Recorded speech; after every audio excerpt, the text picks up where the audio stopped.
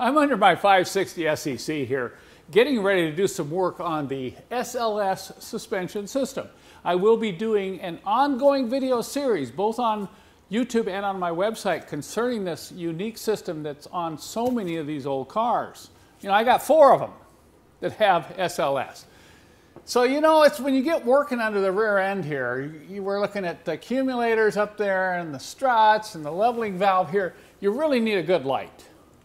And you know, if you've watched some of my other videos, I'm a real fan of all the new generation of LED lights.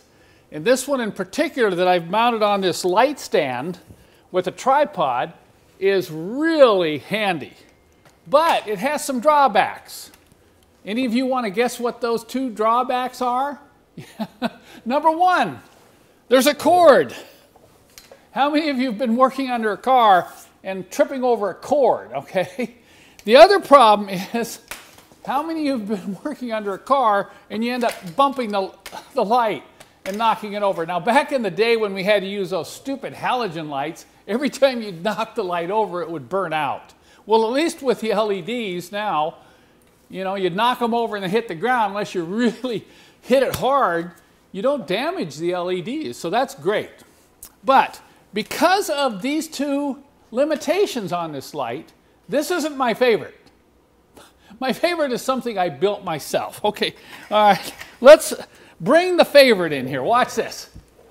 First off, it's a rolling light. See that? It's on a rolling tripod stand. Now, this is all from movie equipment. Both the base with the caster wheels and this tripod, which is used for movie light stand, I had to purchase online. And then I got a couple of LED lights that you put on off-road vehicles. These are 12 volt. And hook this up with a battery down here. I've got one of my model aircraft LiPo batteries. And watch this. See, I can flip this on. And with the 2 heads, I can actually, look at how much I can light up the other side of this car by adjusting these 2 heads.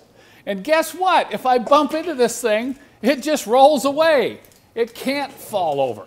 And then I never have a cord to worry about. Now, I do have a wider stance on these caster wheels, but I can live with that because it's real easy. I can be working under a car like this, and I can just take my foot and move it into position like that. And I can grab my foot over here and bring it back. I can even shine it upon myself if I want.